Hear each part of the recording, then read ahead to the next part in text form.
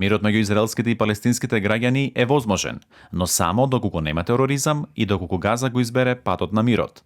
Така вели Рашел Леви Друмер, професорка од Израел, родена во Скопје. Газа можеше да се развие како Хонг-Конг. Газа можеше да биде најнапредниот дел во овај средоземното Middle East. Значи, Газа си изабра пат од тероризам. Можеше да изабере друг пат. Професорката заминала за Израел после Скопскиот земјотрес. Низ годините искусила многу воени судири во тоа подрачје, но вели дека тоа што сега се случува е многу поразлично од се што било претходно.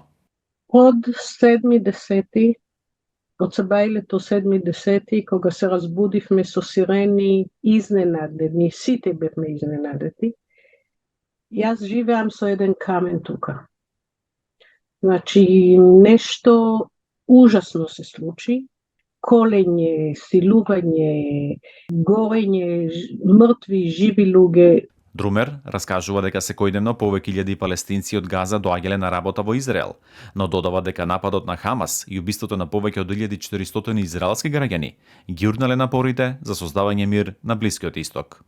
Не знам што има во глава, што мислеа Хамас кога направија овој напад. Која визија? Они имале сем да колат луѓе. Не можам да си замислам што они мислеа дека ќе се случи тука после овај масакр. Како пример го посочува и убиството на Офир Липштейн, израелски градоначалник кој бил мета при нападот на 7 октомври.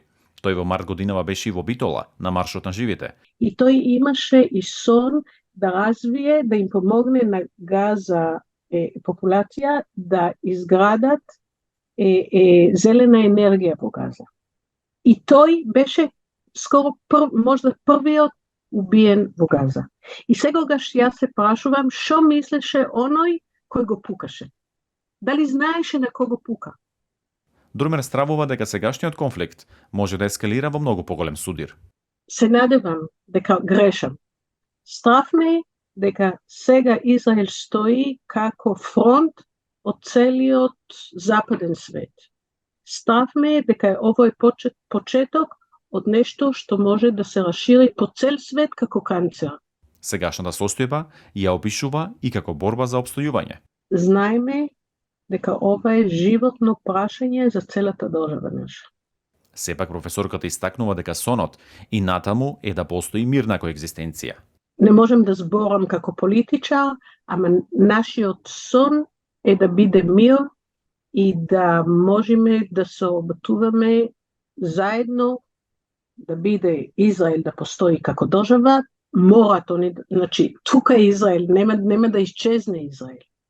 Посочува дека на незиниот универзитет во Израел има околу 15 до 20% студенти арапи, тие како што вели коегзистираат со нивните врсници израелци. Еден арапин студент од Назарет, кој е безбедна зона сега, покани еврејско семејство од југот, од околина на Газа, да дојдат кај нив како гости докога ќе се смири. Значи, ова е само доказ дека ова е возможно. Друмер раскажа повеќе примери за заедништво меѓу израелски и палестински граѓани. Сепак упати и порака за трнлив пат до мирот. Ние сме отворени и сакаме, само ни треба партнер. А партнерот не може никако да биде терор. За Гласот на Америка, Тоше Огњанов.